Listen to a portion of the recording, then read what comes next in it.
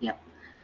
So, if I were to list all of Rihan's achievements, this session would definitely fall short. So, let me give a brief intro about him. Rihan has worked as an AI protocol engineer, as you can see on the slide, at Layer E. He has also interned at BitHype during the summer of Bitcoin 23 and has gained immense recognition for creating Quran GPT, which was featured on Abu Dhabi's national news. So he has also developed many other AI tools. So let's extend a warm welcome to Rihan. Welcome, Rihan. Hi Shivangi, thank you so much for having me. Hi everyone.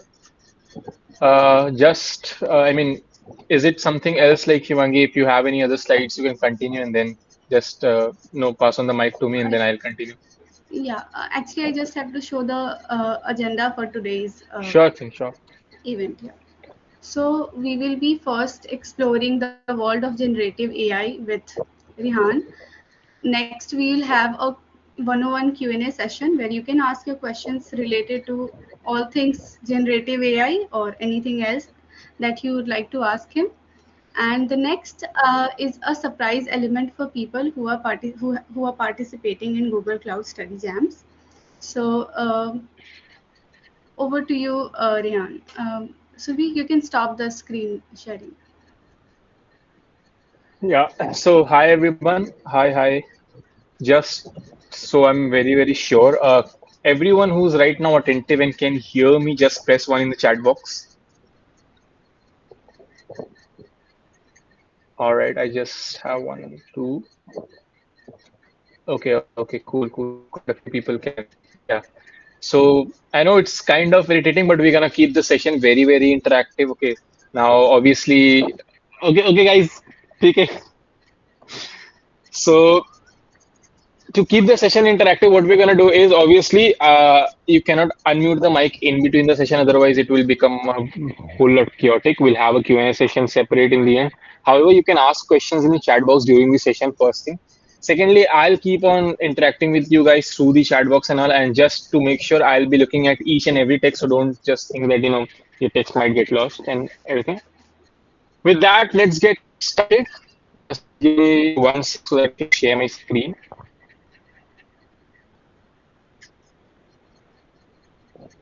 Hmm.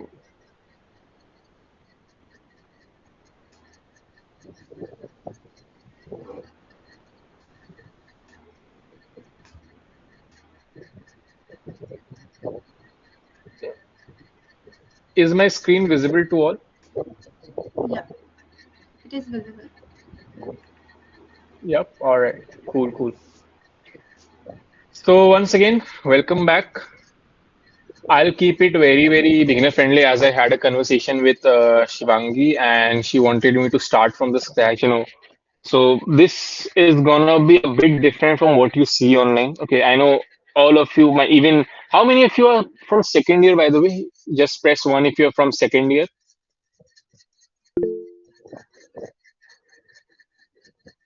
All right. And how many of you are from first years? Press two.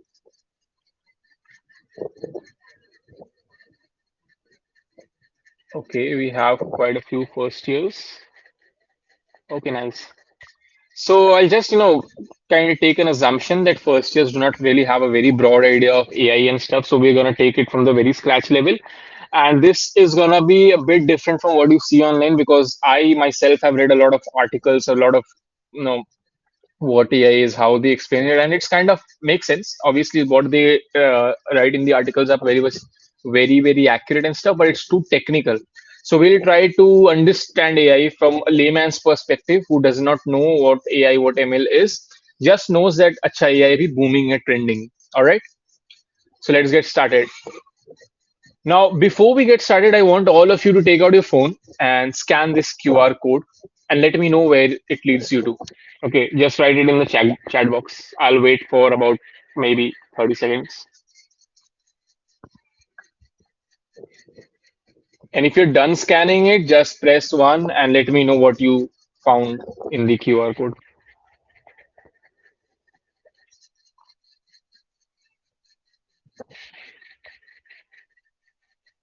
Twitter ID. Okay. Anyone else?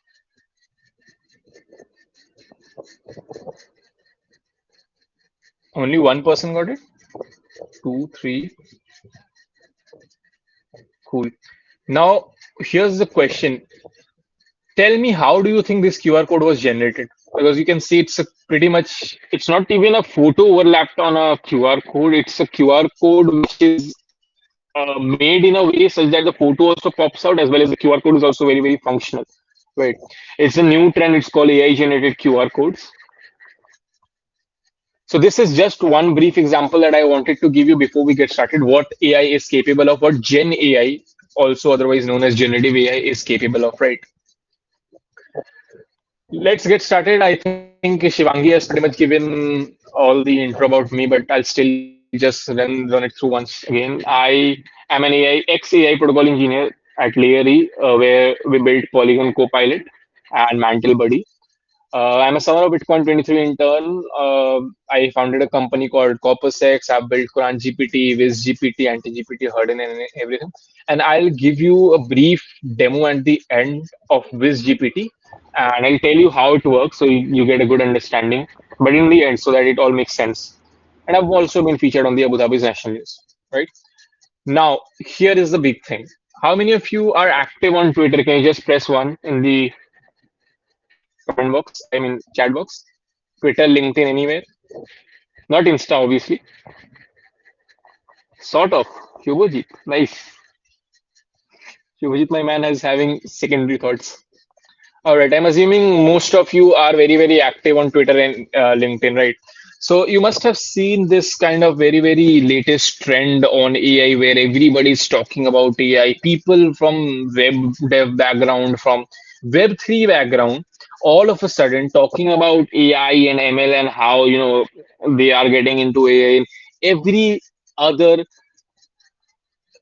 college guy will have this one line in their bio, AI enthusiast, including me, by the way. Not gonna lie, including me.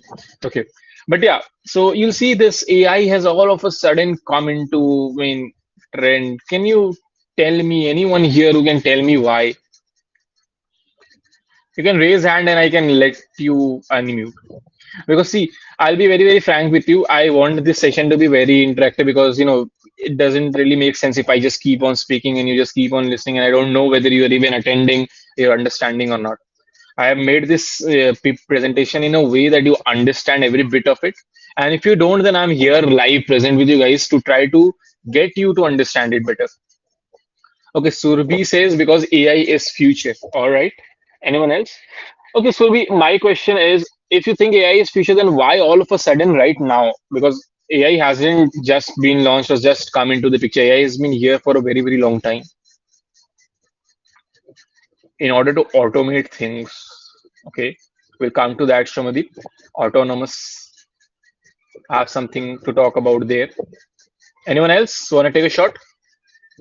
Come on, guys. The first thing that I tell people in my online or offline session is you need to, as engineers, you need to start questioning technology. Okay, it's not your duty to just accept it the way it is. Start questioning it. Why AI? Okay, why should I mean, let's say some person comes tomorrow and says that, okay, you have built a side project. How many of you have built at least one side project up until now? Press one if you have at least one. It can be anything. It can be a college project. It can be library management system, hospital management system, anything. Simple to-do list would do as well. Three people, four, five, six. Okay, okay. Quite a few people have done, right? Now, if someone comes tomorrow and says, इसको blockchain पे कर दो, your first instinct would be why? Why should I take it onto the blockchain? Why Web3? Is it even required, right? So that is what I'm saying. You need to start questioning technology. Is AI right? Like the problem that it's trying to solve, is that even a legit problem? I mean, do you know how antivirus works, right? Antivirus is made by those very same antivirus companies. They make the virus in a way that only their antivirus can, detect it. And then they start marketing emails and spam mailing and phishing. And they somehow inject virus into all those devices. And then they again send them back emails asking them to buy their antivirus. It makes sense, right? So as you know, like I don't want to get onto that side, but from an entrepreneurial mindset, if you ask me, this is a very, very common thing in the industry where you create the problem and then you create the solution to it, right? It is very, very common, bro. Like, no, abhi tak everyone used to think like I need to solve a problem. Your app has to have a utility which is solving a problem, which totally makes sense. It should solve a real world problem. But there are also apps, there are also companies which have created the problem first and then are trying to solve it. I mean, there wasn't even a problem like that. Facebook, for instance, if you think that Facebook is actually solving a problem, then you should definitely watch The Social Network. It's one hell of a good movie. There you will see the problem that Facebook solved wasn't a problem that was quite significant back in 2004 when Facebook was built. I mean, they tried to fill this digital gap in between people in the digital world, right?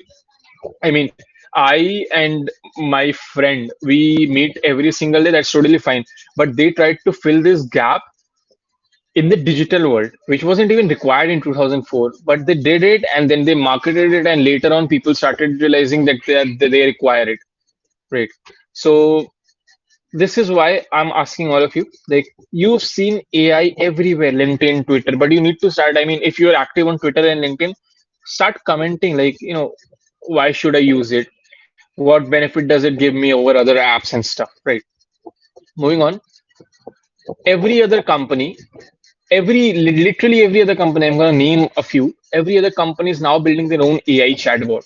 Okay, every startup claims to be an AI startup. In fact, I've seen I mean, non-AI startups buying AI domains. I mean, let's say there's this so-called startup called Sope. I know the founder of the startup. It's a Web3 crypto startup. They kind of do the crypto payments and everything. It has nothing to do with AI. Dur dur tak kuch nahi hai. And you know what's their website address? It's sope.ai. Now you tell me, does that even make sense? No. Why? Because AI is in trending right now. It has huge traffic attraction. And if you see a website with an AI extension, by default, your mind will go like, okay, it's an AI startup. And then you'll go on to explore their product or whatever it is. Right? That's how it goes. Every startup is building their own AI chatbot and stuff. But in reality, this is what it is. Okay. No one is actually building an AI startup. They are just doing API calls to GPT-3. Now, before I go any further, I just want to understand how many of you know about APIs. Just press one. One, two, right? I am assuming that first years won't know about API. So basically, just to give you a very, very rough idea what API is, API is used to communicate between two devices on the cloud. Okay, two devices on the cloud, internet. Let's say you're trying to access a website. Now, the data of the website is stored somewhere in some server or a machine. Server is ultimately a computer, right? Now, that data is stored in some server.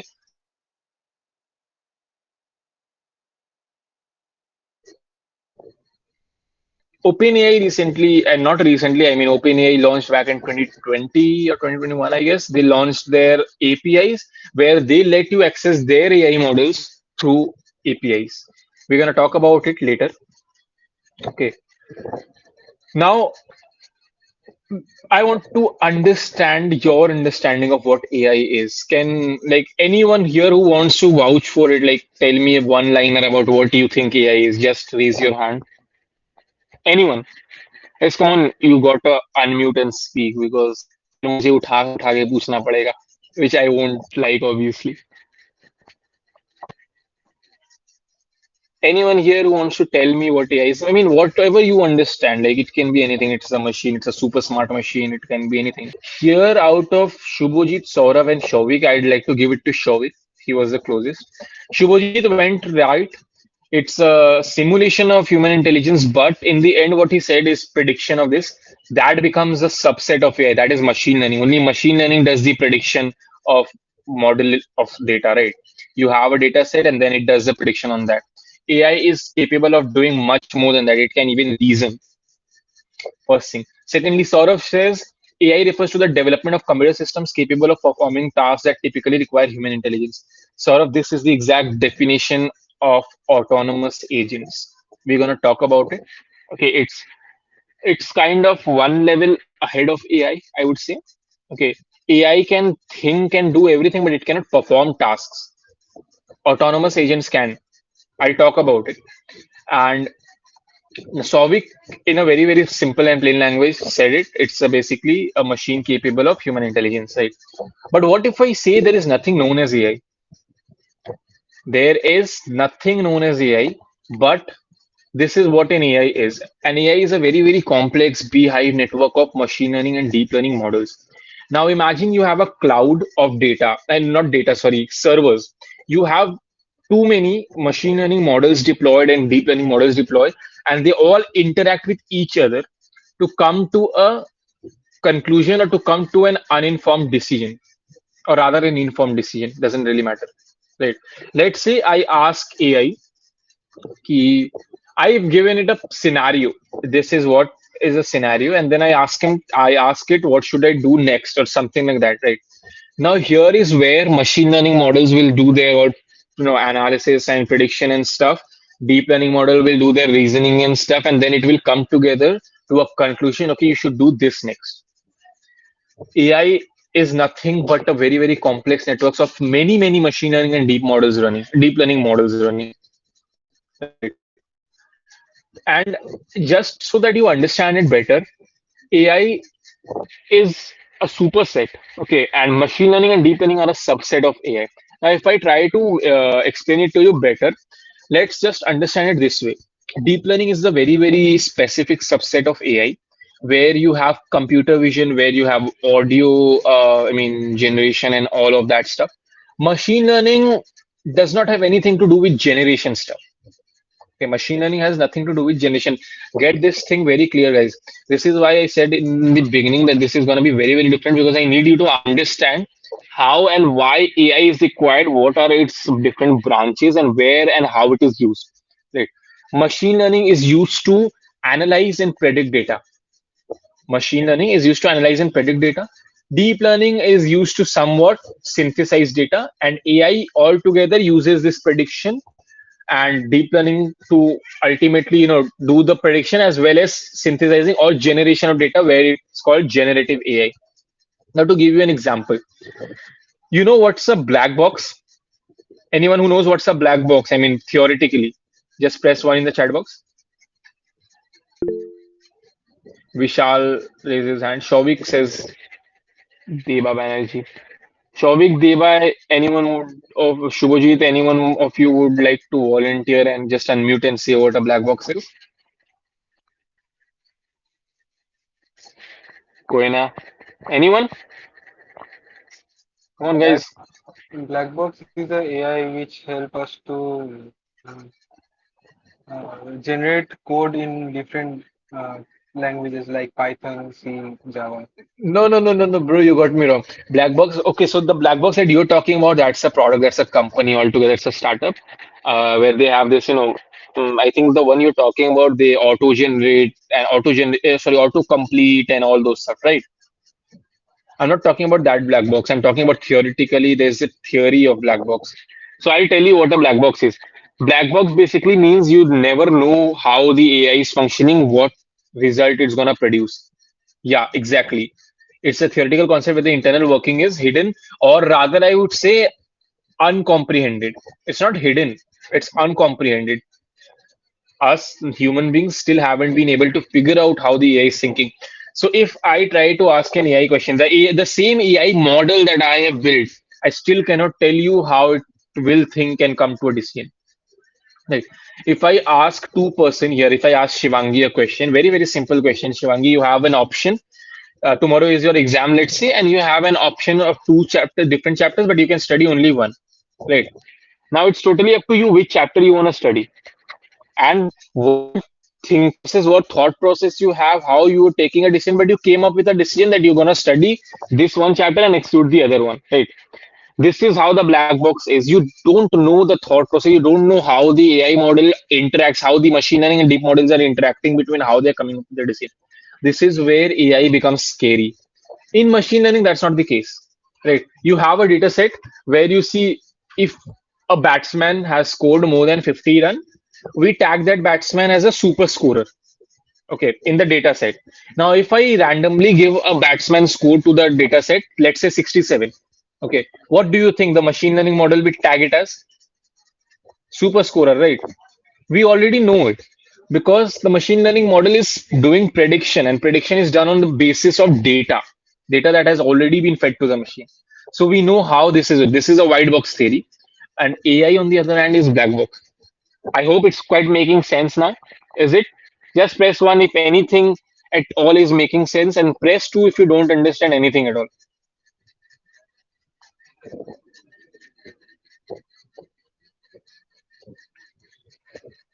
All right, I think it's quite making sense. The reason why I'm trying to explain to you this black box thing is because as I saw, I mean, I think Shavik got it confused.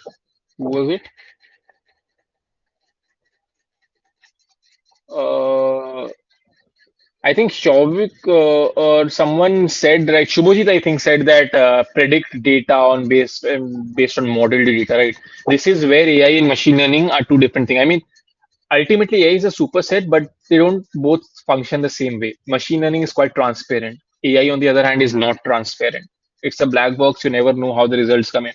I mean, it's very, very simple, right? You ask the same question to Chat GPT twice, and you'll see the results are not exactly A to Z same. कुछ तो difference रहेगा, wordings में difference रहेंगे, कुछ तो difference रहेंगे. If it would have been the same, then it would have been pretty much clear that there is a particular definite thought process that if you get a question like this is how you're gonna think. But no, it decides on its own what thought process it has to go through. Make sense, everybody? Press one if yes. Cool. Moving on. Now there are two types of AI. I am pretty sure everyone has heard of Gen AI. At least, I mean, even it was written on the creatives. I mean, the poster created by GDSC. But I don't think any one of you have ever heard about discriminative AI. Have you?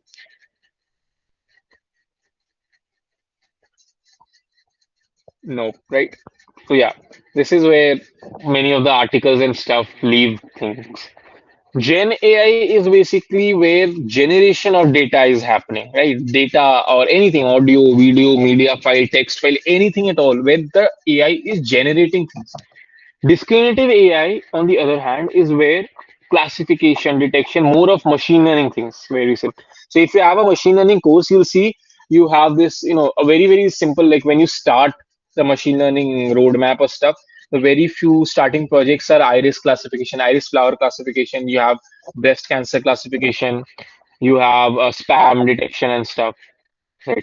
So generative AI, as I said, text generation, image generation, the QR code was a very, very good example of that. This is why I put it in the beginning itself. Music generation, right now you'll see AI is being able to generate music for any artist you name it, and they'll do it. And it's very scary for the industry, especially because these artists are labeled, right? These there are certain labels which own copyrights over these artists. Let's say there's this so-called label called Warner Bros which owns copyright for Harry Potter movies, right? So if any other company tries to re-release Harry Potter, they'll have to deal with Warner Bros. And stuff. Same way, if anyone is trying to create an AI music based on a artist who has signed with a label, that's kind of, I would say, unethical. Video generation is very, very common nowadays. Data synthesis is something I want to talk to about. Yes, how many of you know about data synthesis? I mean, what do you understand by data synthesis, if anything at all? Just raise your hand so that I can ask you to unmute.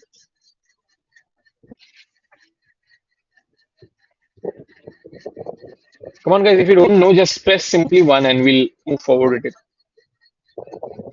without wasting too much of time. All right, great. काफी तेज हो तुम लोग. So I'll tell you what data synthesis is. AI is very, very heavily dependent on data. Okay, the more the data is, the more accurate and the more consistent the AI will function. Right. जितना ज़्यादा आप data feed करोगे. Now, if you tell, if let's say if you give AI a scenario, a situation, a real life incident, and you ask it to make decisions on it, then based on that one incident, it won't be able to make decisions too far because it doesn't know what are the other probabilities that can happen, right? But if you say, let's say, in a car accident, there are many probabilities. A person can die, a person can, I mean, survive. A person can survive with a coma. A person can survive with heavy internal injuries. I mean, there are lots of probabilities. A person's dead body can be lost. Just giving you an example, right? So these are the different sorts of scenarios which can happen. So in order for an AI to be more accurate and to be, I mean, a more consistent, you need more data. This is where generative AI comes in with data synthesis. Data synthesis is basically the process of generating data by its own to feed itself. I mean, an AI model capable of generating data out of thin air. उसके पास already कुछ data है. Let's say it has 100 data sets. Now, using that 100 data sets, it creates another 50 data sets. It becomes 150 now. Using this 150 data sets, it creates another 100 data sets. It becomes 250. Geometric progression, you can see that, right? That is way, way scary. Trust me, that is way, way scary.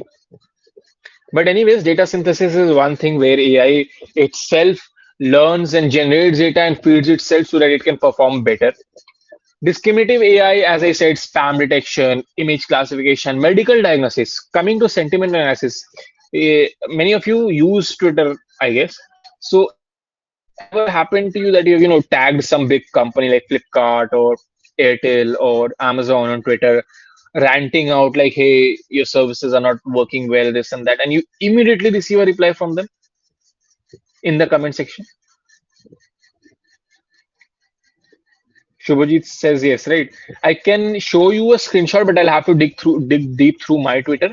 But yeah, so basically what happens here is they use this sentiment analysis. Obviously, no one is sitting behind those Twitter IDs responding to 100 tweets per hour or maybe per minute, people trying to rant out all angry and stuff, right? So they have this sort of bot, machine learning and everything is applied, where they take a piece of text, ठीक है, जो भी आपने tweet किया, they take that piece of text and they run it through their machine learning algorithms for sentiment analysis. Now, by sentiment analysis, I mean it can be a positive text or a negative text. By positive, I mean, let's say you bought something on Amazon and you're quite satisfied. In fact, it exceeded your expectations. So you're just going out on Twitter and kind of praising the services by Amazon or whatever it is. So this is a positive sentiment.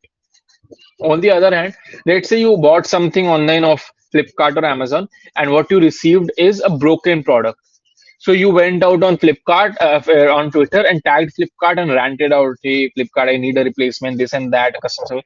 So you'll see this is a negative sentiment. Now, based on your positive or a negative sentiment, the bot will just a predefined reply. Let's say if the sentiment is positive, the bot will reply like, "Hey, thanks for shopping with Amazon," or "Thanks for shopping on Amazon. Keep shopping with us. You'll get exclusive discount, whatever it is, etc., etc." If it's a negative sentiment, the bot will reply something like, "We are really sorry to hear about it, sir. Kindly get in touch with us with using this link, whatever it is." Right? This is what generally happens. You'll see. No one is doing it. I mean, there is no human sitting beside behind the screens and doing it. It's all machine learning and AI happening here. Sentiment analysis and predict. So last year, even Flipkart Grid mein, there was this problem statement of doing sentiment analysis of tweets and plotting charts and all sorts of different things. So they wanted to run an analytics of how well the customers are satisfied and all. Right. So I think it pretty much makes sense to you. But if it does not, press one. If it does, press two. Because I really want to understand if it's not okay. Shovik says, okay, guys, Shovik, it does not make sense to you. I mean, is there something that you're confused with?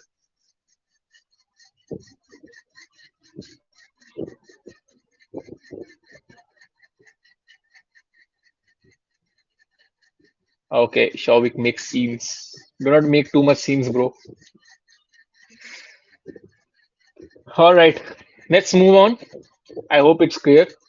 Uh, Now there are two angles to AI which you need to pretty much understand. Okay, this it's a huge kind of thing that people miss on. Uh, Even there are a lot of people who consider me as an AI engineer. Just so that you guys know, an AI engineer at least needs to have a 15 to 20 years of experience in machine learning and deep learning. Because AI is not something that you can learn overnight, or there is no definite roadmap to AI. Because AI सीखने के लिए आपको पहले machine learning and deep learning सीखनी होगी. You need to understand the machine learning concepts. You need to understand the deep learning because, as I said, these are all ultimately machine learning and deep learning models interacting with each other. So an AI engineer needs to have at least 15 to 20 years of experience with. Otherwise, probably not an AI engineer. If they can be an AI developer building using AI models or stuff, or a prompt engineer, whatever it is. I myself am an AI developer and a prompt engineer. Okay, we'll come to the prompt engineer part as well. Now there are two angles to AI. One is the research and co-research angle where the core AI is involved, where the AI is actually developed. So AI, machine learning, deep learning, they are all very research centric fields. Very research centric field. You'll see if you're applying for foreign universities for PhD and stuff, you'll see most of them have something in the AI space, neurotechnology, cognitive intelligence, something or the other like that. Because it's so brand new. I mean, not brand new, it has been for years, but still we humans are trying to figure out what more it can do, how more we can optimize it and all those stuff, right? Research part is where they build the core AI models, all those terminologies you see, weights, biases, neural layers and stuff and whatnot. All those come into the research and core AI part. So they do the research, they come up with a conclusion, they build the model, reiterate over it over and over and over again until they come up with a satisfactory model which they can release to public use. And here is the second angle to AI, which is building on top of AI. Now, there are already available models online. You can use those models to build your product. You don't need to have intense knowledge of AI. Having basic knowledge of machine learning and deep learning will give you a plus point, but it's not mandatory. If you have it, you can more, you'll be more flexible. You can customize it more according to your needs, but it's not mandatory. You can still build on top of AI. So there are two angles to it. Now, again, coming back to the thing where I said AI has been here for a very long time. I mean, just to give you an example, ever heard of any of these things ever in your life? Don't tell me you haven't. I'll ask Shivangi to kick you out of the meet. Right. Now tell me, don't you think this is, tell me if it's not AI. You ask Siri randomly. I take my phone, ask Siri, hey Siri, call XYZ person. Hey Siri, just drop a text like that. Is it not AI? Siri is understanding by itself, comprehending, trying to comprehend what I mean. Sorry, Siri, come on. Yeah, Google Assistant, Alexa, Cortana, Siri, these are all AI models. But I mean, it has been here for how many years? 10, 12, 15 years? But what made all of a sudden AI boom in 2022, 2023? I'll tell you what. No, before that, let's understand why AI wasn't booming before. Because, and it's still a very harsh truth, AI is very expensive. I mean, very way too expensive. It's very resource heavy. By resource heavy, I mean you need to have very high computing powers, servers, and GPUs and CPUs and everything, very high computing power. By resource heavy, I mean you need to have very huge data sets, clean data sets, unbiased data sets, unprejudiced data sets. We'll come to all these things later. It is very time consuming. And AI building an AI model takes a lot of time to reiterate through training it on data and stuff. Fine tuning it, trying to understand if it's doing well or not, testing and all stuff. And in the end, it's very expensive. Not every company. I mean, a company as big as, let's say, let me think of a company. Let's say GoDaddy. GoDaddy in itself cannot afford to build an AI model entirely. It's such a big company, makes billions in profits, but still not billions. I don't know, but millions at least, hundreds of millions. But still not that big of a company who can build an AI model by itself because it requires a lot of capital. Trust me, a lot of minimum of 200 to 300 million dollars kahin nahi, aaram se. It's so expensive. This is why not every company had those AI chatbots before, but OpenAI came into the picture in 2021, I guess. I don't remember, but yeah. Now, इससे पहले क्या था? Siri was there, Google Assistant was there, Cortana was there, and everything. But they had very, very closed. You understand what is open source, right? I guess every one of you understand here what is open source. Everyone has access to that thing. But here, what OpenAI did was they made their own AI model and they just announced it publicly कि आप लोग मेरा AI model use करिए. I'll give you a very, very easy way to use it. And you need to pay me some amount of fee, which is very, very minimal. Now, imagine integrating AI into your existing project in less than 5 lines of code. Less than 5 lines of code, trust me. OpenAI launched their APIs and everything went booming. Every other company has now OpenAI's models, GPT 3.5 Turbo, GPT 4, uh, Text DaVinci, and all those things running under the hood. Ultimately, it's OpenAI who's providing them the AI models, not them, but they're built on top of it. Polygon Copilot, I've worked with Polygon to build Polygon Copilot. There is also GPT 4. I mean, GPT 4 is running there. Yeah.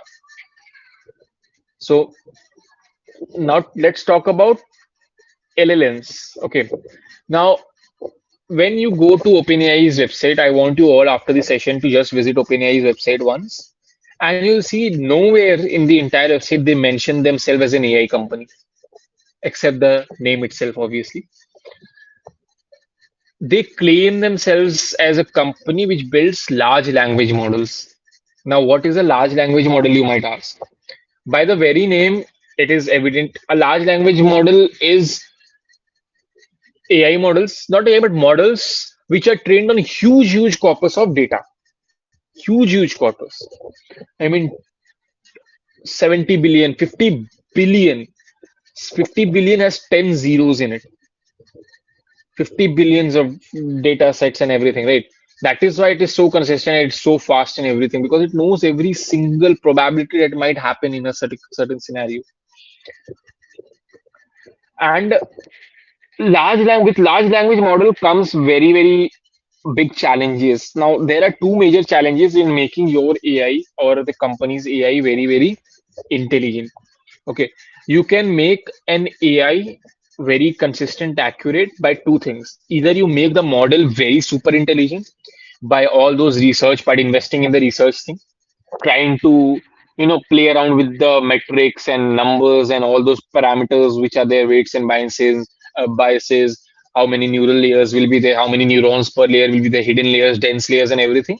Or if you can get clean pre-processed data, both way you can excel in making a good AI model. Now, how?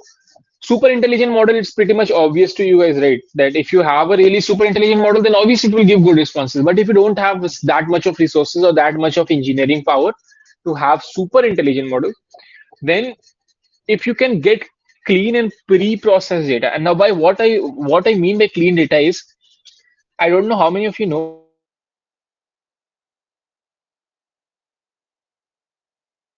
but when you ask for, I mean, how do I label it? It's kind of discriminative.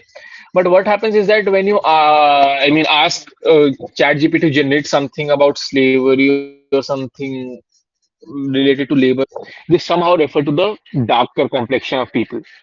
Okay, and never ever use the word black or anything with them. They just have a dark complexion, nothing else. But yeah, and if you ask something of high, like let's say if you ask ChatGPT to generate data about some high authority or something like that, you'll see they'll always come up with the people with lighter fair complexion. Now this is biased data. This is biased data. One more thing, when I was creating and I created CranGPT, and the journalist who reached out to me from Abu Dhabi for interview, she told me that ChatGPT is too biased towards Muslim. I mean, it's it kind of promotes Islamophobia. It's a very, very real thing. Trust me. Uh, I would ask you, request you guys, and it's a very, very humble request to stay away from all these matters. Do not indulge in all these matters. But yeah, let's not go there. Let's keep it very, very to the point. So ChatGPT used to produce data or results which were very conflicting, very controversial, related to Islamophobia and stuff, which got them even cases and claims and everything. So this is where clean and pre-processed data comes in. If your data is not clean, and by clean I mean this, if you have a data set where 99% of people are fair complexion people, okay, then obviously the data that the machine will produce will also be a fair complexion people data, right? Tell me if I'm wrong. For this, cleaning of data is required. You learn all these things in machine learning, pre-processing of data, where you need to, remove all the noisy data, remove all the outliers and stuff. Uh, this is one point. Okay, so if you can get any of these two things up and running, I mean, if you can get clean and pre-processed data, then your model is good to go, accurate, consistent. Or if you can super intelligent model. Now, super intelligent model requires hardware dependencies. Okay, to make your model more super intelligent, you need more and more hardware computing. As I said, resource heavy, right? You need more supercomputers, very, very, I mean, powerful computers. And just so that you know, NVIDIA is the kind of produces very, very apt that thing. And NVIDIA stocks have been going high. NVIDIA has become one of the top five companies now in less than 1 year just because of the compute hardware that they are producing. Okay, and NVIDIA is running out of devices right now, chips and devices and all those things. So super intelligent model is right now not possible because NVIDIA cannot produce hardware computing. So if companies cannot build super intelligent models, then obviously they'll go for clean preprocessed data so that their model is functioning well. Now for clean preprocessed data, what they are doing is they are tying up with companies which provide data. Shutterstock is one of the companies which provide non-copyright images, if you guys know. OpenAI recently closed a 6-year deal with them. Okay, so that what the hell is Shutter AI? Shutterstock provides images, non-copyright images to OpenAI for high quality training data. And Shutterstock is one of many, many companies which OpenAI has recently closed deals with. And not just OpenAI, even Google is closing deals with these companies to get high quality data. And ultimately, we know all of these because of they want good training of data so that the machine learning models can perform well. Just because they cannot work on the intelligence part because hardware dependency wala restriction aa jata hai. Makes sense abhi tak? Everyone press one if it makes sense. Meanwhile, I drink a bit of water.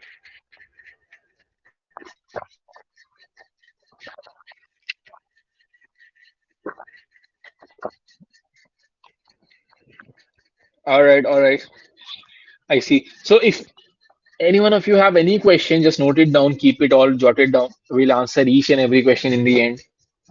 All right, let's move on. I'm not going to keep you guys waiting for long. Now, there are lots and lots of AI models, and most of them have launched ever since the release of OpenAI's. Now, another thing that I want to talk about is there are difference between an open source AI model and an OpenAI API. Now, by an open source AI model like Llama, Llama is an AI model built by Meta, Facebook. It's an open source AI model. But can you tell me what's the difference between Llama and OpenAI's GPT and stuff? Anyone in the chat section?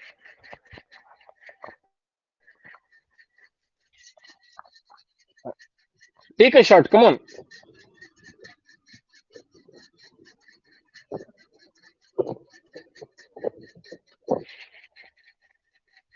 Nobody? Sad. कोई नहीं, कोई नहीं. So Llama has open sourced their model. Meanwhile, OpenAI hasn't. But for for you to run the Llama model on your system, so open source means the entire code base is available, right?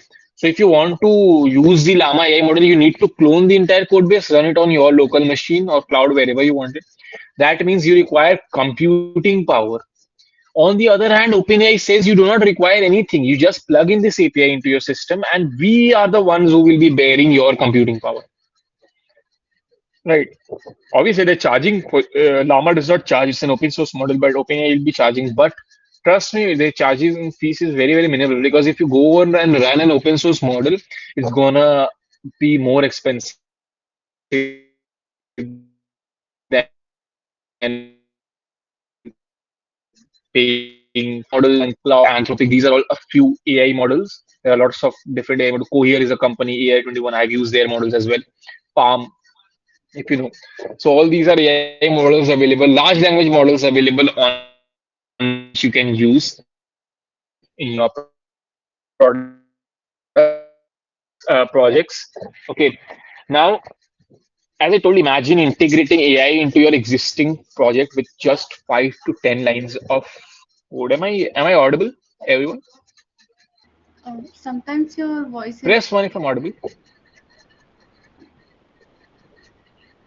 Okay, where did you guys lose me? Like, can you just point me out so that I can revert back to that thing?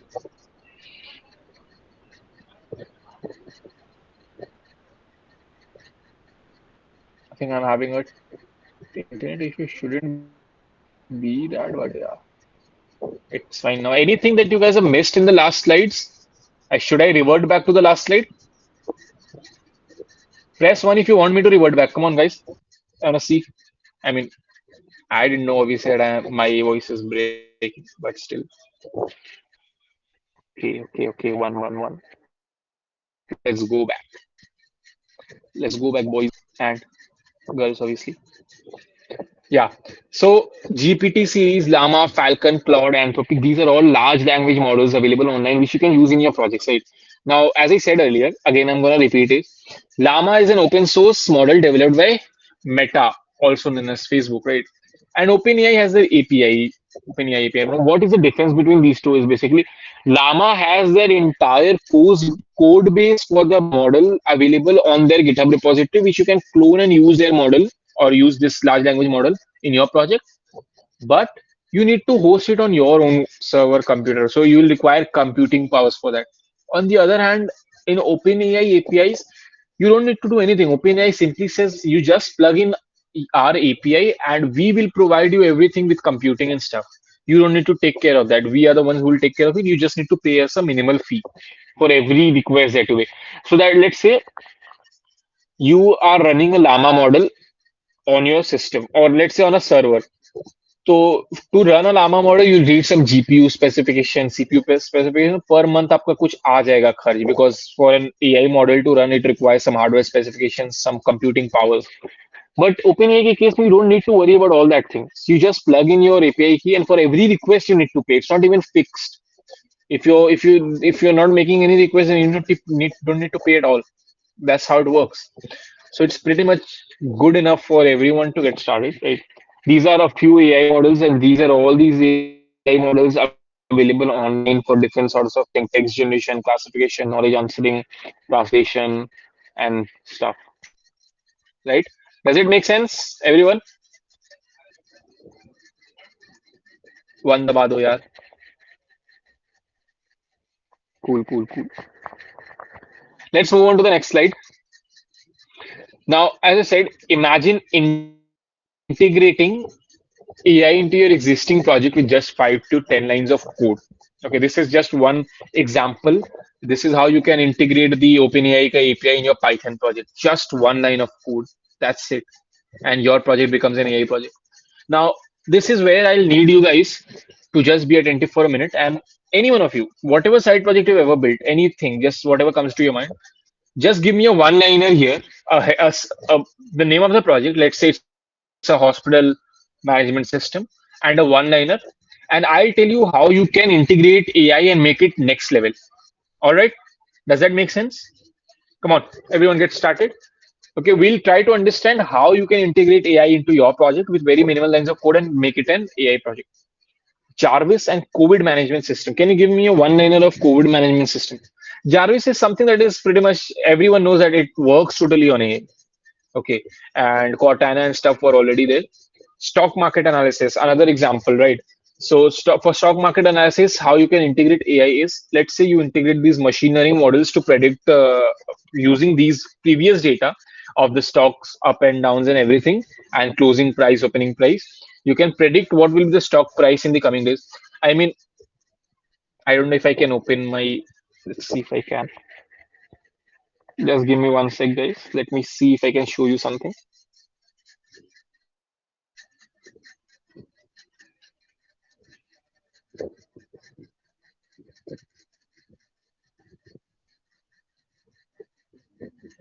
Okay, can you see my? Can you see this? This is the current graph of Bitcoin. Okay. Now you see there are so many datas here. 24 hours high, 24 hours low, 24-hour volume, 24-hour volume in USDT. What is the percentage change? If you can see, if I let me show you something here, let's say. See this. I don't know if you can really clearly see or not, but here you'll see red, green. What they're doing is basically they're analyzing data based on previous data. Right. Now let's say Bitcoin was yesterday, let's assume it was 20 lakhs. Today, if it's 21 lakhs, then there's a percentage change that has happened overnight. They're using this data, and then they're letting you know that there is a probability of Bitcoin going to 22 lakhs tomorrow. Right. This is where you can integrate machine learning models, machine learning into your stock market analysis. It's quite risky, I would say, but still, I mean, this is how these machine learning so-called, these stock market apps do prediction. You'll see, how many of you have booked tickets online, train tickets, IRCTC ke platform se? IRCTC specifically. Two, three, four. I actually okay. So you'll see when you book tickets from IRCTC or even Paytm, you'll see when you're booking waiting list tickets, they show a probability percentage. These, I mean, you have a 74% chance of your ticket getting confirmed. Right? How do you think they're doing it? I mean, do they really know who's going to cancel the tickets in the last moment? Totally depends on the passengers. Right? They are doing this using machine learning algorithms and stuff based on previous data and all the huge data, and then they are kind of predicting that okay, if this is the number of seats we have, this is the number of waiting list we have, what are the chances if someone books a ticket and it gets into waiting list, what are the chances that it will get confirmed? Okay, this is how. Anyone else? Any other project? Freelancing website. Can you give me a one liner, Prithvish? Anyone else want to tell me any idea that you have right now in your mind? I can tell you how you can integrate AI. I mean, just a rough idea would work.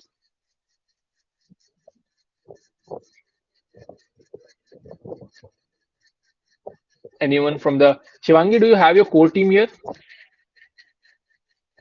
Yes, yes. Prithvish is from our core team only. I'm. You can unmute All right. yourself, Prithvish. Yeah, hello, am I audible? Yeah, yeah. Hey, Prithvish. What's up? Yeah, hi. I'm क्या हुआ actually भाई from इतने the उदास क्यों हो? Bengali. So, All right, all right. So no one has any. I mean, ठीक है, you guys are making it monotonous deliberately. It doesn't really make sense. Okay, Shobhajit says, I made a network visualizer which shows all your IP packets and where it's coming from in Google Maps. In Google Maps, can you elaborate a bit more?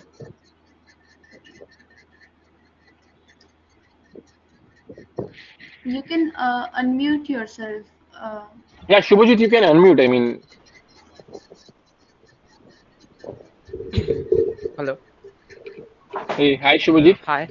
So I was talking about the network visualizer. So it kind of like generates a KML file. I don't know you've heard of one KML Yeah, file. yeah, yeah. Yeah. So like I have heard it about. generates like a KML file of where all of your IP packets like are coming from. So you can generate those PCAP files from Wireshark, and you can I just passed through it and just generated an KML file, and then you can import it to over to Google Maps to show like where all your IP packets are coming from and where it's going. All right, all right. Where you can integrate AI here? Do you have any idea like Not how you really. can? I do have one. Okay, it won't be mainstream AI. It would be kind of suggesting users how they can avoid. I mean, let's say there is one region in the map concentrated where a lots of device. I mean, major IP packets are coming from that particular area, right? So the AI model can suggest, like, let's say the based on that data, the AI model assumes that your system is getting hacked probably. I'm not sure, but like So, uh, so based on that, based on that data, let's say your machine learning algorithm comes up with a prediction that maybe your system is being attacked. Okay, okay. and the AI can suggest ways of how you can avoid it. And these ways can even include some methods with code examples and everything, how you can block IP packets from a certain region. Does Yeah, that that make makes sense? sense. Yeah, yeah.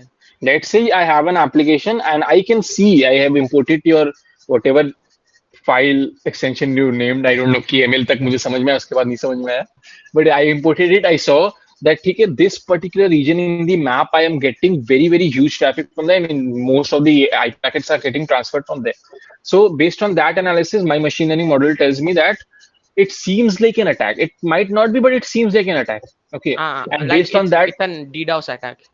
yeah, maybe, probably. Okay. Now, based on that, my AI, let's say an AI, based on all the data, okay, I have a data, जो भी तुम्हारा KML file वगैरह रहेगा, and based on कि हाँ, it seems like an attack, the AI will suggest this is how you can avoid these. This so the here based on this data, AI will first come up with what can be the probable data, probable attacks, DDoS attacks or whatever man in the middle attack Hmm. जो भी होता है, ठीक है. I am assuming you are a cybersecurity enthusiast. Okay. Yeah, sort of. Yeah. So it can be anything. Firstly, it will come up with that. Secondly, it will come up with methods how you can avoid these attacks. With along with whatever code blocks or methods, things required to do that. Just implement those things, and you can block a certain region in the map from the IP packets getting transferred from that particular region. Make sense? Mhm. This is Thank you. this is something that came into my mind impromptu. It can be the application can be even wider than this, but this is one good application. Anyone else want to try, or should we move on? I mean, see, you still have you. There might be that you might have built some side projects, but it just becomes any other ordinary project, right? If you really want to stand out with your resume and stuff, okay, then you need to take your projects to the next level, right? So even you can make the very common क्या बोलते हैं उसको projects to the next level projects, but ठीक है, I guess no one is interested any further. So let's Uh, move on to the next level. Yeah, Shivang, you saying something? I was telling the core team to please be interactive. Like Subhajit, he is very interactive. Uh, we do not want our speaker to feel like he's talking to wall, right? So please No, try to it's be totally interactive. fine. I am totally fine with talking to walls. Okay, the thing is that when you get an opportunity, right? It's what day today? Wednesday evening, 7 p.m. You have joined the Google Meet for what? If you don't get the chance to understand things, if you don't really get to learn, I mean, not to, I mean, how do I? So on a daily basis, I receive about 5 to 10 DMs every single day of people from let's say first year, second year, third year, fourth years even. Uh, Asking me ki okay bhaiya tell me fourth years telling me bhaiya firstly it sounds really weird but okay ask me ki what kind of project should I be building. No, I'm really should I do DSS, should I do dev, how do I learn AI, this and that on a daily basis. Okay, and I try to answer them as much as possible. From my extent 99% of times you'll get a reply from me, but here you have a chance of interacting with me live, right? It might be that you can come across with me, I mean, in some meetups or networking sessions. I do regularly turn up into meetups. Shivangi has seen me in a lot of meetups, right? So it might be, but just so that you have an opportunity, do not waste it. Do not ask random silly questions. Very silly question. Doesn't really make sense. No one is gonna judge you here because I never Okay, Zishan wants to say something. Zishan, go ahead. Hi, Raihan. Thanks for Hi, hi, Zishan, organizing what's this up? event. Yeah, very good. How about you, brother? Sorry, can you like repeat? I guess I couldn't catch you. Am I audible? Yeah, yeah, you're audible. Yeah, yes. So, thanks for organizing this session. So, my question is, Oh, say, I'm sitting inside a room and I want the real-time diagnosis, like from healthcare point of view, okay? And I want the report to be generated with the good okay. accuracy. They should not compromise with the accuracy. So how we can Real-time integrate diagnosis AI? of what? Like a proper health, like whatever we want to. Let's say, for example, Okay. if I want to So generate a it's report on, totally machine learning thing, right? You have machine learning, I mean, detects instantly. You have a machine learning in place. You obviously you need a huge corpus of data of whatever. Let's say you want to detect if a person has COVID or not. Okay. So you already have a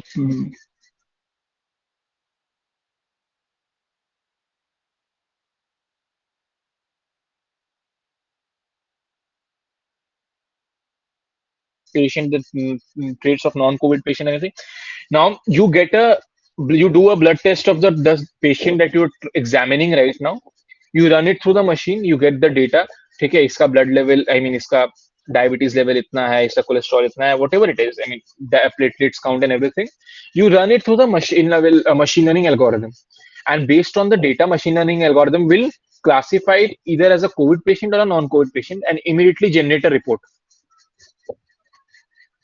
correct? This is this is a very common approach. In fact, this is used in the industry. This is very Indeed, much used indeed. in the industry. Yes. So, yeah, thank you for your answer. But the thing which I want to know is, say, for example, COVID, we know that it is COVID. Suppose, Yeah, what about those diseases which you are not knowing beforehand? yeah. So this is where I mean I think you missed this particular data is something that AI is heavily dependent on. If Dependent you on, don't have yes. enough data, I mean, let's say if the AI has never even heard of something, a disease, it will never be able to come up with a response, no? Because it does not know how to think in that particular scenario. It does not have cognitive intelligence, is what we say, right? Cognitive intelligence क्या होता है? If I give you a very brief example, uh, let's say us humans, okay, let's say I'm a firefighter. Just assume I'm a firefighter, and I have a whole big tank truck of water, and I have an option of flooding the entire city, but I'm not doing it because I have cognitive intelligence. I know it's harmful. For AI, those there is no cognitive intelligence. AI takes decisions based on some calculations and stuff, right? So if it takes a decision based on some calculation, okay, this city does not deserve to survive at all. उड़ा दो उसको. So फिर तो this is where AI becomes very scary. And I am a person who kind of uh, promotes ethical AI and stuff. We'll come to that in the end, but yeah. So for that, even if you're trying to diagnose, so इसीलिए ना when अगर if there would have been a possibility of diagnosing diseases that have never even know मतलब कभी ऐसा देखा भी नहीं है, then COVID would have been diagnosed way back, right? It took them 1 year to create a vaccine. New disease, no one has ever seen it. They need to examine it, run through tests, lab tests, trial tests, and everything. So yeah, data. In the end of the day, everything is data. Thank you, Ryan. Make sense? Yeah. All right. And also the like, if you're thanking me for organizing the session, I'm not the person to thank. It's Shivangi and her brilliant GDSC team who is organizing Yeah, this thank you, session. other team, other team. Mhm. All right. Okay. Harshit has responded as AI recommendation app. So Harshit, just letting you know, Netflix and all these YouTube, all these apps totally work on machine learning algorithms and stuff for to recommend you stuff so that you're hooked to the app. Right. You'll see when you have watched a series on Netflix, you will be recommended with similar series. Now tell me, Let's say there are two series. Okay, Breaking Bad and Narcos, for example. Both are kind of in the genre where they are exploring, about drugs and stuff. But let's assume that both are very, very different series. Okay, so even if both are in the same sector, as in, some drug lord or something like that, but still you'll never see Narcos in the recommendation of Breaking Bad. You know why? Because recommendations don't work on the story plot. Recommendation के लिए ना बहुत सारे parameters होते हैं. Is it a thriller movie? Who is the director? What is the rating of the movie? What are the reviews of the movie? और भी and thriller मतलब ऐसे कैटेगराइज करके बहुत सारे कैटेगरीज में, and based on these tags and labels recommendation algorithm works. Netflix has one of the best recommendation algorithm. Yeah, tags exactly. Netflix has one of the best recommendation algorithm. You'll see whenever you are. Let me see. I mean, it's better if I can show you an example of it. Hmm.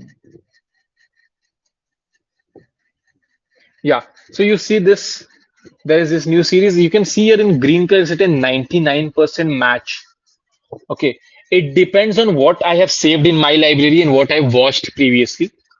Okay, based on that data and what I have saved to watch in future, based on these data, they are predicting what he might like to watch in future. So we'll suggest him that. Now, if a person like me, let's say, assume I don't like watching documentaries. So they'll never recommend me documentaries because I've never watched a documentary, neither do I have saved in me. And if they recommend me, that means they are turning down their customers. In exchange, in turn, क्या हो रहा है कि now people will use their app less. They want their customer, they want the users to be hooked to the app. Business चलता है भाई वैसे ही. So yeah, recommendation algorithm. And also, I mean, okay, and may just remind me once, Harshit, I have one AI app to show you where I use recommendation sort of thing, right? So this is how you can integrate. I would highly encourage of everyone कि एक बार, just sit with a list of your side projects that you've already built or you're planning to build and think how you can integrate AI there, take it to the next level and stuff, right? Now, this is, as I said earlier, prompt engineering and prompt designing are not the same thing. What prompt engineering basically means is that first let's talk about prompt. Prompt designing is how well you are giving a prompt to let's say ChatGPT. Okay. If you ask it, hey ChatGPT, generate an email for me to send to my HOD stating that I have conjunctivitis and I won't be able to attend college. Okay. Here is the difference. If I ask ChatGPT to give me, and let's say I've given ChatGPT two email templates. Okay, this is an email, dash dash dash, dash, another email, dash dash dash, and I state there that the first email is an email which the HOD approved. Second email is email which the HOD rejected. Okay, now generate an email stating that I have conjunctivitis, I won't be able to attend college. Okay, now now this is called prompt designing. ChatGPT will analyze it, see what are the traits and characteristics of the email that has been approved, and based on that, it will design an email. Makes sense? This is called prompt designing. You can do wonders with prompt design. Trust me. Prompt engineering is basically using these models, these AI models, LLM models, building on top of it using frameworks like LangChain, kind of dissecting the AI model. कि ठीक है, your AI model can not just answer on their knowledge base, but it can also answer on your knowledge base. But यही सब चीज को prompt engineering बोलते हैं. I don't want to get into detail right now, otherwise बहुत confusing हो जाएगा. I'm trying to avoid confusions. So yeah, now we have come towards the end of the presentation.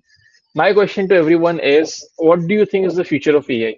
I want each and every one of you, there are 45 people. I want all 45 of you, excluding me, sorry, 44 of you to reply in the chat box what you think is the future of AI. Come on.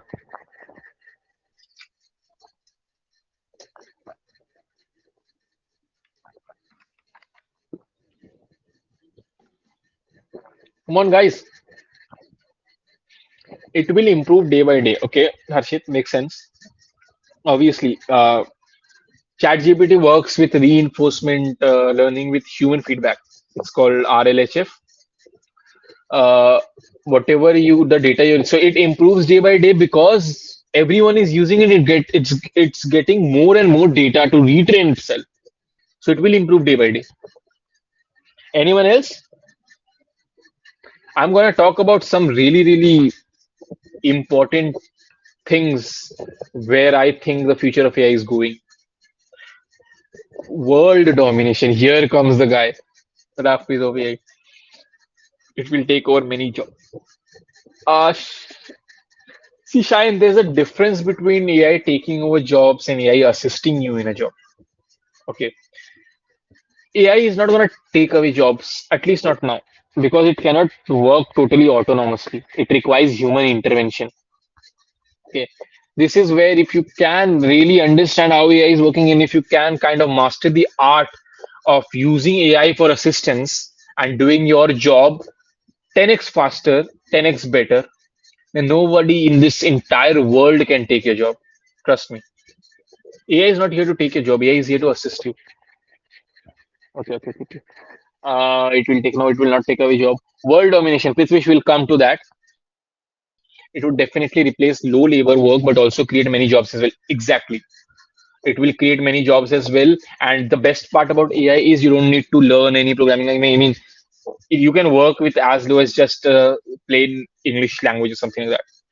It will make life easy with automation and the same time dangerous from employment perspectives. As I said, Shovik, not really dangerous from employment perspective because as AI gets smarter, even humans get smarter. Okay, and so are the challenges. Automation, yeah, absolutely. Autonomous agents will come in.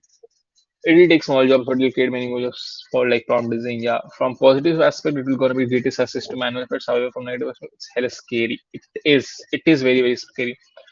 The future of AI holds potential. Exactly.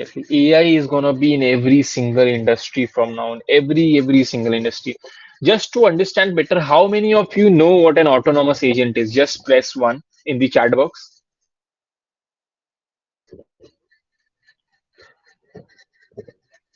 Shovik.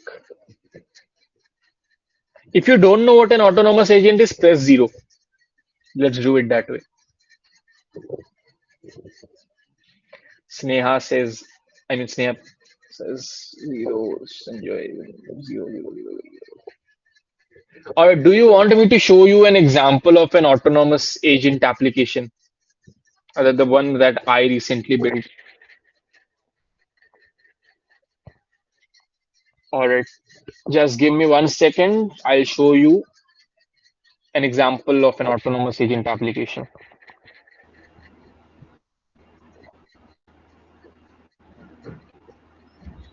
Oh, just 1 sec, folks.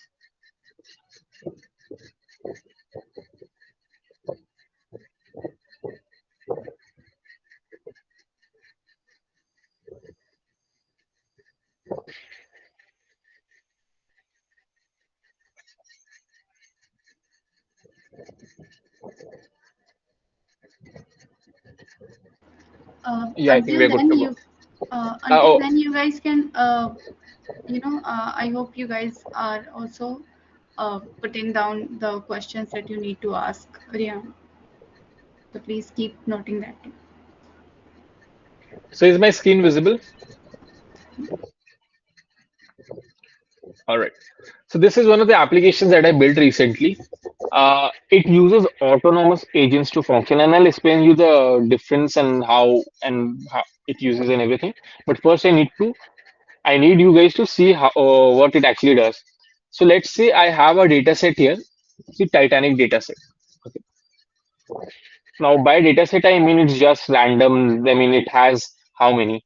840 rows. Okay, CSV file or सब Excel file. I just ask it what is the data about.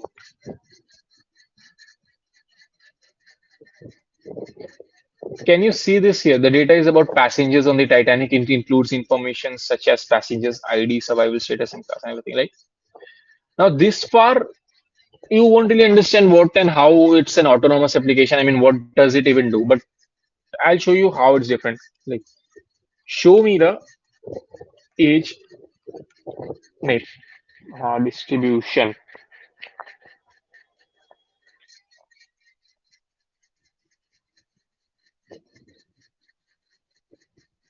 Can you see this? Now, what it's doing is basically autonomous agents can perform autonomously. They don't require human intervention. Okay. So when I gave this input, show me the age distribution, it went through a list of tools and it decided what it needs to do. Okay. Now and then it decided कि ठीक है, the question is asking me to plot a graph, and then it plotted a graph by itself. There is, let's say I want to do something now. If I did not do it via the autonomous agents, then there would be a confusion ki when I'm asking for a graph and when I'm not asking for a graph, right? Let's say as what is the survival rate. You see here normal maths is happening, nothing related to graphs, just normal maths. But here when I asked show me the age distribution, it plotted a graph for me. And just so that you know, so basically there is an autonomous agent which has access to a bunch of tools, and it decides what tool to choose based on the user input, and you'll see it writes a Python code to do the function. Rather than plotting the graph directly, it's writing the Python code to plot the graph. Okay. Another example of an autonomous agent would be, let me stop sharing. Let's say ChatGPT, you ask ChatGPT to do a market survey on something. Let's assume that ChatGPT has knowledge after 2021 as well. You ask it to do a market survey. What will ChatGPT do? ChatGPT will basically get you whatever data is there in the on the internet. That's it, right? An autonomous agent, on the other hand, if I tell you by definition, if you ever search what an autonomous agent is, you'll see there is one keyword: autonomous agent can autonomously reason, whereas an AI cannot reason without its environment. An AI can reason only within the scope of its environment, but an autonomous agent can reason. So when I'm asking it to make a market survey, let's say I gave the autonomous agent a task key, prepare a report on post-COVID economic crisis. So here are the steps what it will do. Firstly, it will identify the problem and it will list down all the steps that are necessary. Okay, the AI will key, this is the goal. I need to identify this. These are the steps that I need to do. I need to scrape the internet. I need to get the information. I need to jot down the information somewhere. I need to again check for authenticity of the information, do a bit of statistical analysis, whatever it is. And then finally, I'll prepare, because I asked it to prepare a report. So finally, it will prepare a document file and give it to me. Right? That's what it's supposed to do. ChatGPT can never do this. ChatGPT को अगर आप पूछोगे, it will simply give you the data, but it will not reason autonomously कि is this data correct or not. Data के basis पे कुछ decision नहीं ले पाएगा वो, and it will never ever be able to generate a report without a plugin at least. ठीक है. Here is a difference between autonomous and अगर मैं if I show you an example, let me see if that website is still there or not. It's called AutoGPT.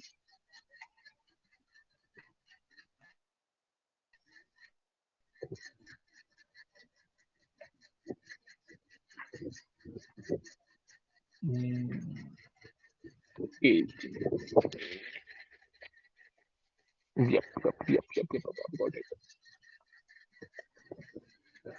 Let me just see if we can get it to work live in front of everyone. So here you see, I'll just simply ask here, create a comprehensive report. Okay, shit. Just give me 1 second. Yeah. So I'll ask it, my screen is visible, right? Yeah. I'll ask it, create a comprehensive report of the Nike company. Now see, this is how it thinks, it comes reasons and comes up with all the steps. These are the steps that it has added to the list. First, I will gather information about Nike's history, mission, and values. Then I'll do the research. Then I'll analyze. ChatGPT will never be able to do all these things. This thing has a brain of its own to reason things. Try to understand. Reasoning is a very, very important key point here. Okay. Even this thing is right now not capable of generating a document file, I made a so-called project called Layer GPT. I haven't ever released it in publicly. That can generate documents, so you can simply download the document from there. Okay. You see, it did all the research. It's creating a financial performance report, revenue analysis, profitability analysis, and everything. Conclusion. So you see now, is it clear to you? Like ठीक है, रुक जा. हाँ. Is it clear to you what an autonomous agent is, how it works? Just raise your hand if it's clear.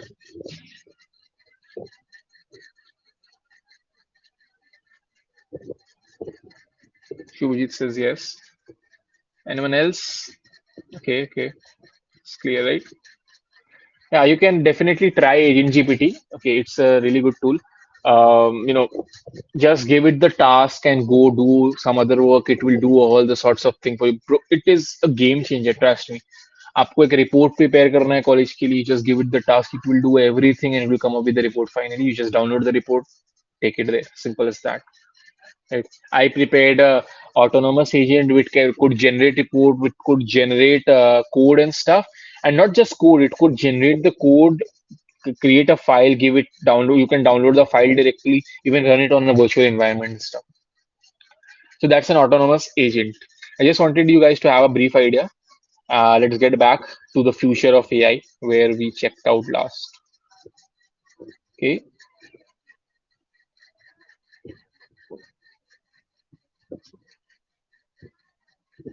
Yeah. So according to me, the future of AI, first thing comes in the picture is ethics. Ethics is going to be a very, very important part in the future of AI, right? You've seen all these companies creating deep fake videos and stuff. What I personally think is either these companies should be banned or there should be some licensing system on deepfake that not every company can create deepfake videos. You need to have a license. You need to have watermarks on deepfake. Otherwise, it's going to become a very, very huge problem. People creating deepfakes of anyone, literally any scene. I mean, you're entirely killing a source of witness. Generally, in a court case, let's say there is a witness ki, theek hai, there is a camera recording of you doing this. Now imagine that can be artificially generated. If you guys know, to fly a drone in the city, you need a license. Same way, what I think is to the deepfake videos and stuff, you should have there should be a license system. So ethics is a very, very big thing which is coming to the picture. Ethics. Okay. Secondly, is constitution. Okay, there needs to be some sort of rule book or constitution which every AI company should be following. Right. Now, how many of you know about what is Turing test? Just press one if you know what a Turing test is.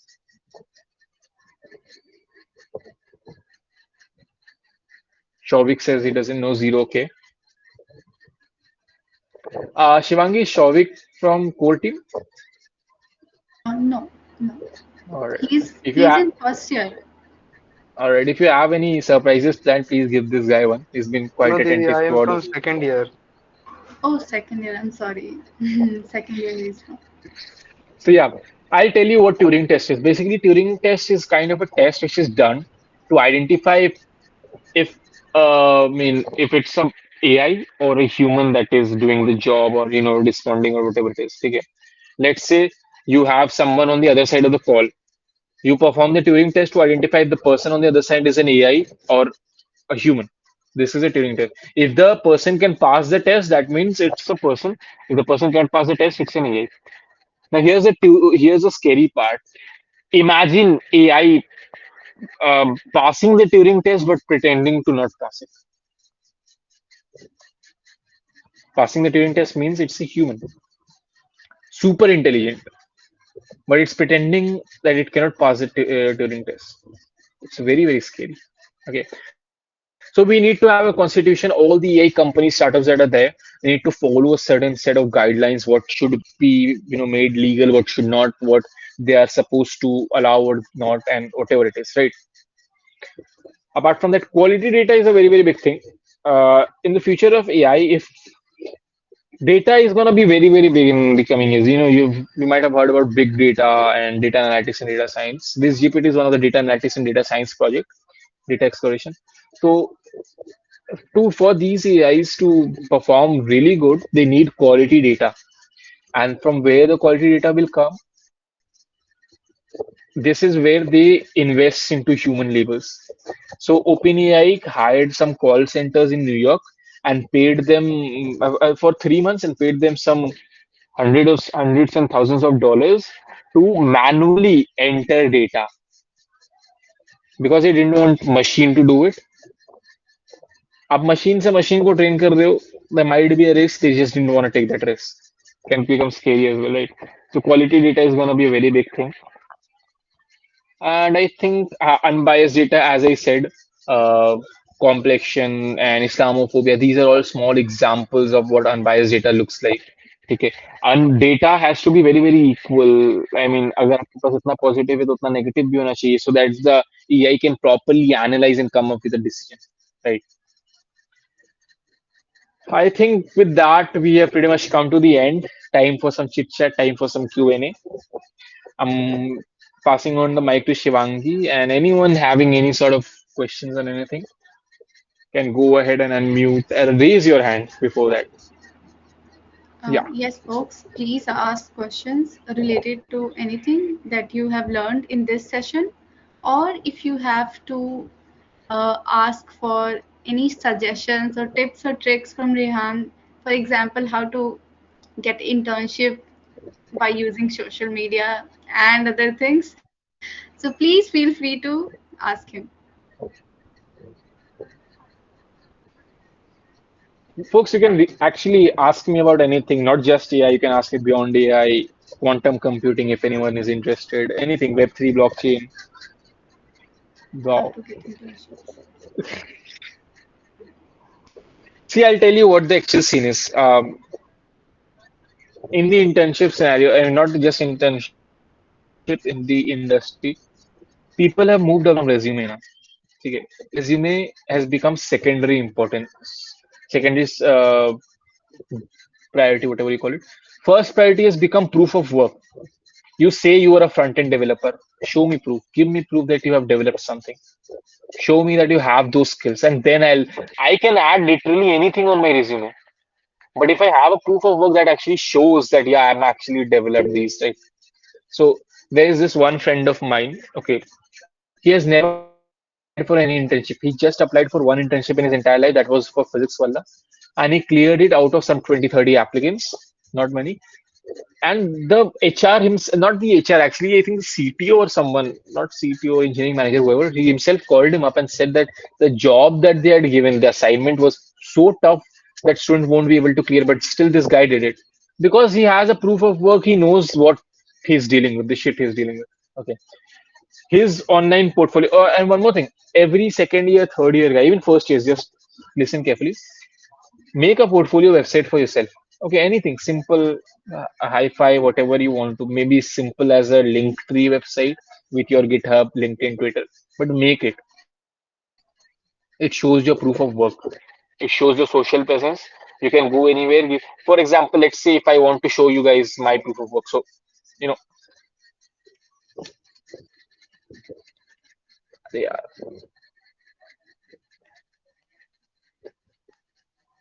this is my one page link for all my social medias and everything.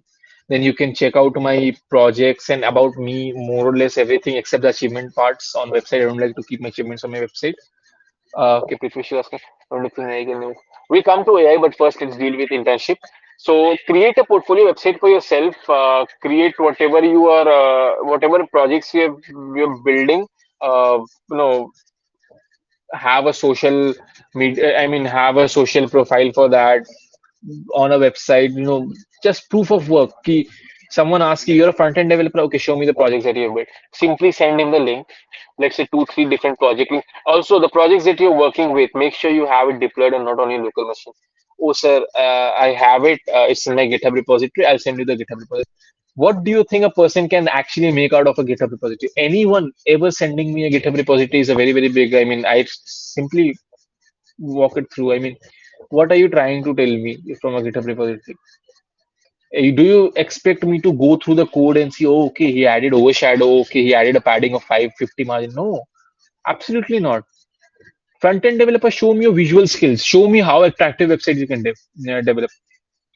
Backend developer, show me how scalable or how I mean complex websites have you built to streamline. AI developer, show me what AI applications you have built. Simple as that, right?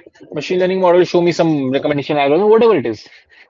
So for intensive projects, firstly, I put a lot of significance on this. Again, I'm uh, putting a lot of emphasis on this again.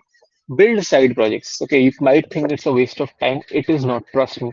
I was, I when I was interning at, it wasn't an internship at Leary actually. It was a contract. It was a very, very well paid contract. Very, very well paid. Okay, I'm not gonna reveal the numbers obviously. And I never ever appeared for any interview, any DSA round, anything. The founder himself reached out to me. He really liked my project. There was this one specific project that he liked, for Anyway GPT. He reached out to me. He said that there's this cool project that we are gonna build. Would you be interested in joining the team and stuff? So, firstly, I was a bit underconfident because I haven't worked in the corporate space with AI and stuff. I know when people pay you, they expect something from you. And AI in itself is a very, very big black box. You never know if it will work, not work, and anything. So I discarded the offer. It was really tempting offer, but I discarded it. Again, 3 days later, the founder reached out to me, asked me to join on a Google Meet, and he kind of convinced me.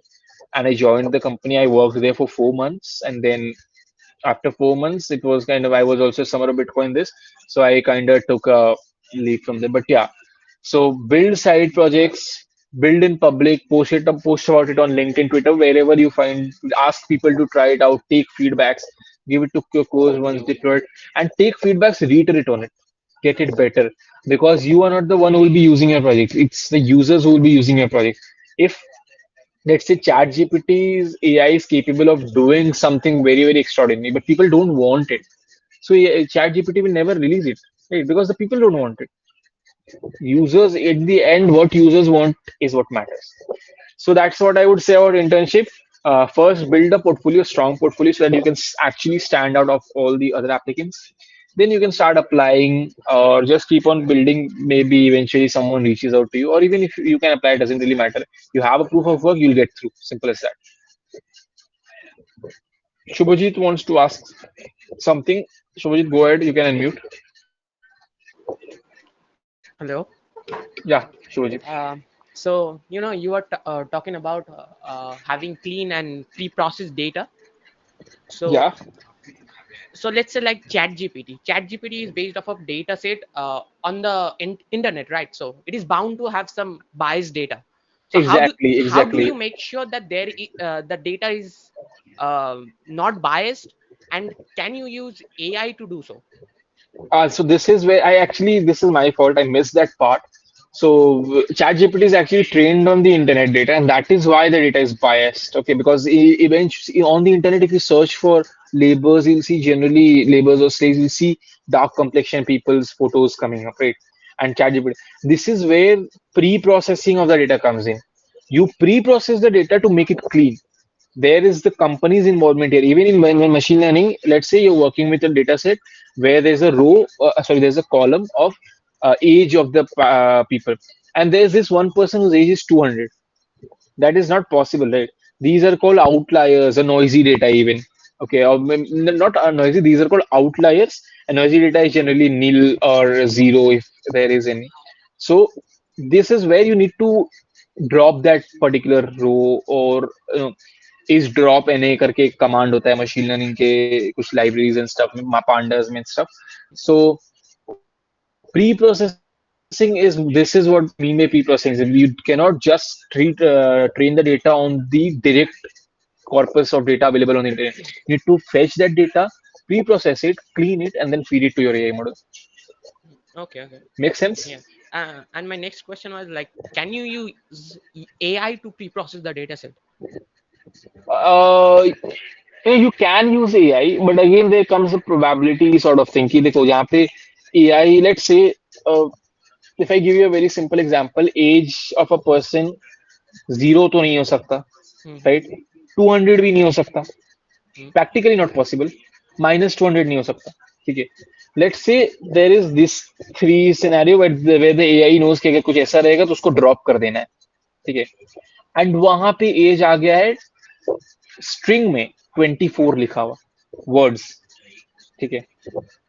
तो AI तो confuse हो जाएगा फिर, because AI doesn't know like what to do here, probability scope से बाहर है उसका ना. तो see pre processing possible but it's risky. This is why OpenAI hired call centers in New York to do the pre-processing of data. It can be Mm. done, but just understand it can be done. Okay, thank you. Welcome. Okay, Prithvesh, don't you think AI can remove and complete existence of a human or manipulate it? It's actually the side people are not understanding and doing things without them. Yeah, it's true. I mean, AI can become very, very autonomous and stuff and everything. But then ultimately, see, human need to become. See, this is a very debatable topic. I mean, there's no definite answer to it. Don't you your question starts with don't you think? So there is an opinion that I have, there's an opinion that you have, there is no conclusion. Final. I come up with a conclusion, come up with a conclusion. I think that there's still time because just like the AI advances, even humans advance. We know how to get through it, we know how to, and I am assuming that all the major AI companies have built some sort of backdoor in their AI models that if it gets out of hand, they can simply destroy it with a one single click or something like that. Just an opinion. I don't know if it's true or not. Enjoy. There are some prompts that allows you us to gain private data from ChatGPT. Like recently, Windows key generator got viral. Yeah. So Sanjay, there are two things. There are two things. Firstly, those are memes probably. Okay. Secondly, it is possible, but here is the thing. So this is why I said that time AI is very very time consuming. You need to go through prompt design. जितना better prompt designing होता है ना उतना core में you can get into the AI. Okay, so probably the builders of ChatGPT never thought कि ऐसे भी कोई करके manipulate कर सकता है, and someone did it, someone made a meme out of it, viral it, and then they improved on it. They reiterated कि इसको बंद करना पड़ेगा अब तो. There are lots of loopholes, bro. There are lots of loopholes. Because even OpenAI does not know ना कि ChatGPT कैसे think करता है. If they know कि okay, if someone asks कि give me, let's say someone asks ChatGPT कि give me a Windows license key, तो ChatGPT will think in a certain way and it will access the Windows का I mean वो जो private key वाला database. तो OpenAI की team क्या कर सकता है कि they can simply remove the access of ChatGPT from the database. तो वो तो access कर नहीं पाएगा. But the OpenAI team doesn't know how they are thinking. Are they generating by their own? I mean, there can be they can either ChatGPT can fetch the private keys from the database, or it can generate new keys, put it into database, and give it to you. Right? Probability. How to get started with Web3? I mean, where to start? So see, this is a very, very common question I receive every single day. If you want to get started into Web3, my first advice is first try to understand the fundamentals of blockchain. I think I have a notebook here, just let me see one. This is another one.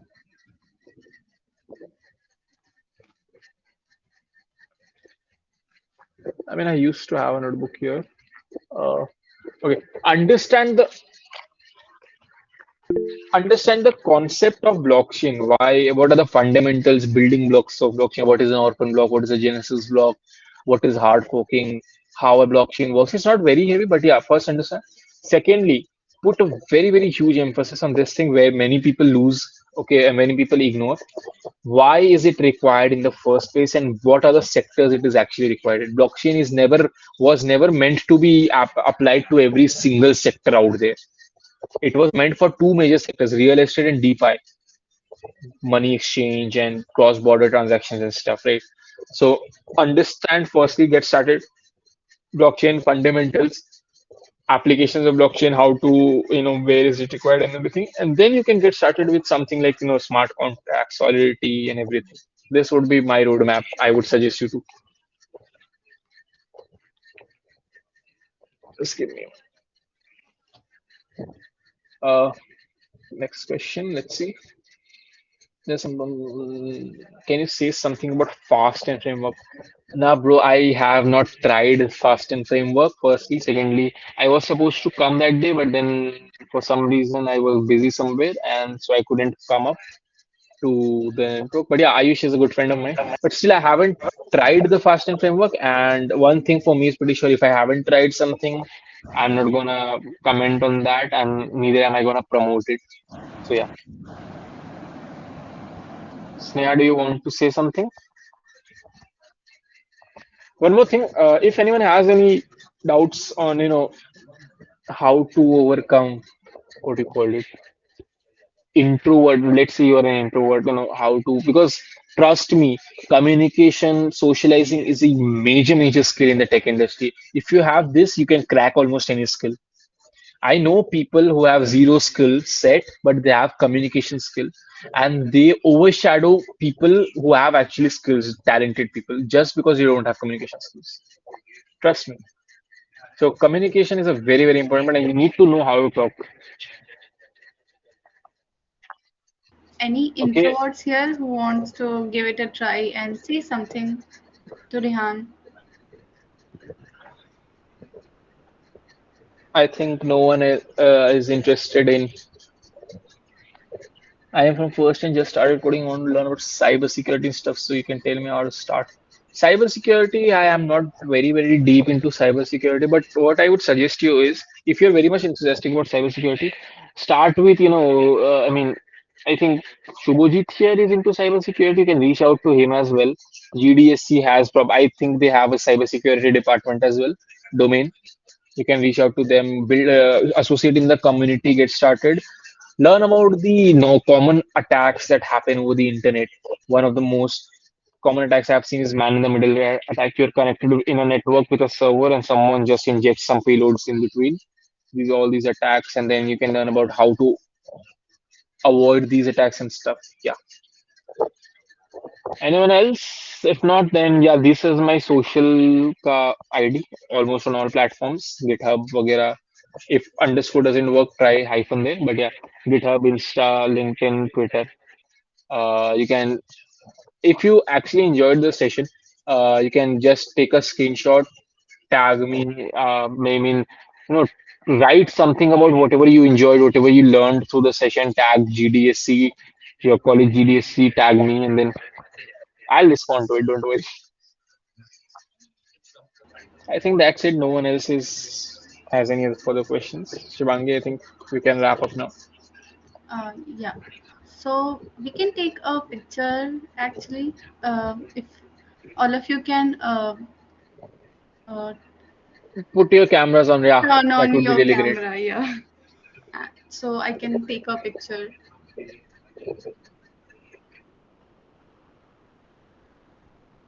Come So on, who's going guys. first? You don't want to miss this opportunity, right? GDSC will post this, and probably if you don't know, like I have been associated with GDSC for quite some time. They write Yeah, a yeah, sure. post-event report and everything. So this screenshot will be going to the Google, main Google wala isme as well. And there is a very slight chance, cannot guarantee anything, but there is a slight chance that you might be, highlighted in the जो उन लोग का annual report वगैरह release होता है या फिर stuff. Here we Yes. have Tawik, Shayan. Okay, we have started. Come on, guys, I need you to turn on your cameras because we don't want to do it this way. Everyone, I'm gonna name one by one. Come on. Okay, from the starting, if I name, कौन है, let's see. Abhas, Everyone, Aishwarya, Animesh, come on, guys, turn on your camera. Devankan, Deep, Fawaz, Harshit, Madhuparna, Mahir, Manpreet, Melissa, Paritosh, Survi has turned it on. Paritosh, Sanjoy, Shayan has turned it on again. Zishan, Sneha, Shubhojit is also here. भाई बहुत लोग हैं ठीक है कर लो तुम लोग यार एक एक का नाम मत लो guys. um, Zishan is here. so Hey man, what's up? Vishan. कैसे हो? Everyone, Anyone please else? turn on your camera. Just one last time. I'll call out a few names. Core team at least आप लोग तो कर लो. Exactly. Where are my core team? Hi Sneha, hi Shubhajit, what's up. और कोई, I don't know how do you reduce the size of this. और भी कोई है क्या? I can not see, I can, my screen is filled actually. Let me Mine see. too, actually. Change layout करने से होता है ना, tiled. I see a lot of faces now. I see a lot of faces. Yeah guys, come on. I think we're good to take a screenshot.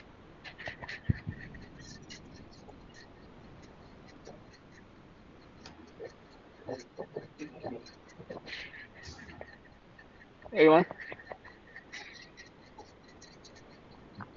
feel free to reach out to me via LinkedIn, Twitter, anything, any guidance, advice you need, starting off with something, a uh, project that you want me to help you with, or if you know you want me to review a project for you, anything at all. Just know it's, I don't know how to place it, but it's really good to take feedbacks, external feedbacks. It lets you improve because whatever you build is all the features that you imagine and you think that's the best product, but then when you roll it out, then you understand others perspective. Okay, this is something that needs to be done some other way.